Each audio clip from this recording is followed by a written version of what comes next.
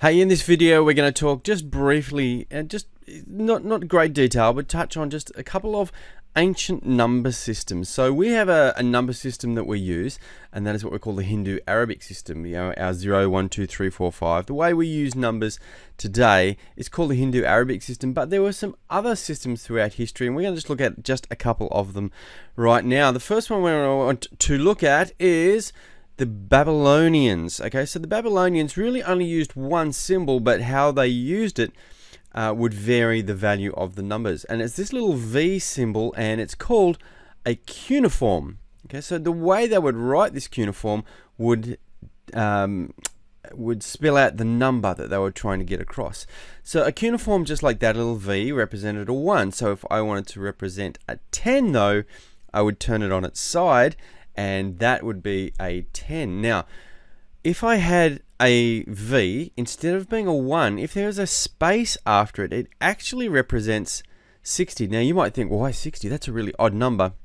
But when you think about it, we use 60 a lot. There are 60 seconds in a minute, 60 minutes in an hour, 360 degrees in a circle, so 6 lots of 60 is 360. There's a whole lot of connections between 60 and some ancient number systems.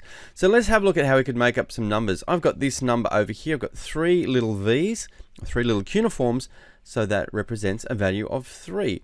What about this one here? I've got the cuneiform on its side, so I know that that was a 10, and then each of these represents 1, so that's my value for 12.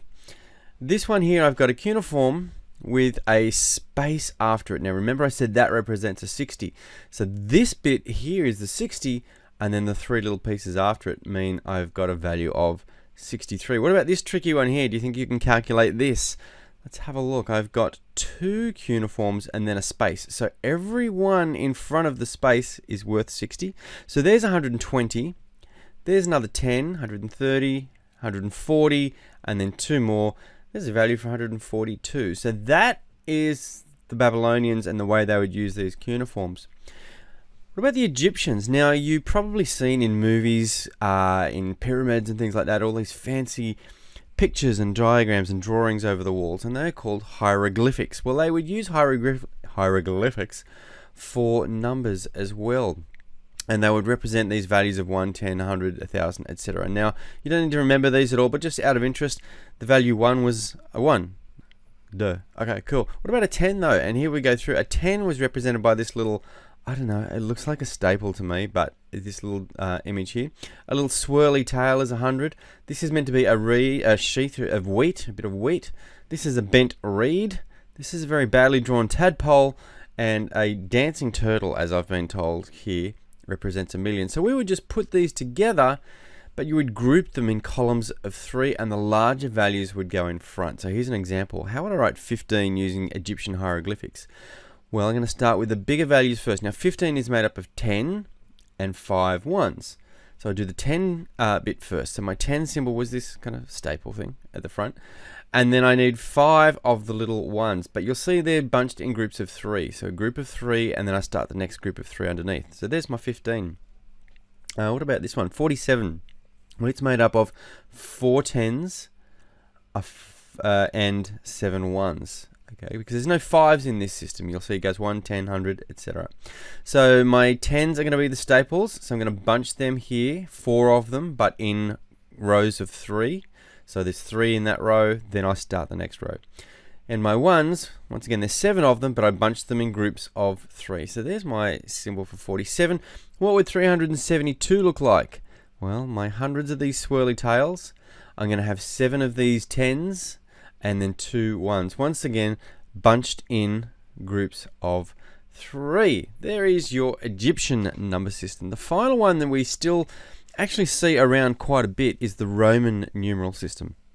Now, Roman numbers use these capital letters to represent numbers, and they have values that are listed here. I is a 1, V is a 5, X 10, L 50, C 100, D 500, and M 1000. But when we write them out, there are a couple of rules that we need to remember about Roman numerals. First of all, the letters that are representing the large numbers go first. So just like in the Egyptian, we start with the bigger chunks or the bigger pieces first, and we work our way to the smaller ones.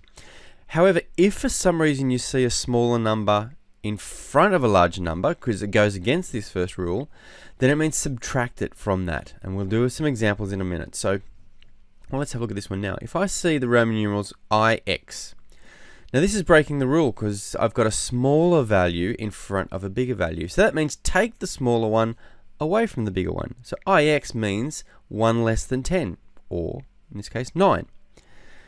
The last rule we need to know here is that you can only put an I in front of a V or an X. You can't put it elsewhere. So here is an example. IV, 1 less than 4, because the smaller one is in front of the bigger one. So 1 less than 5 equals 4. But I can't do this. I can't do IC to represent 99, okay? C being 100, 1 less than 100, because my rule said I can only put I in front of the V or the X.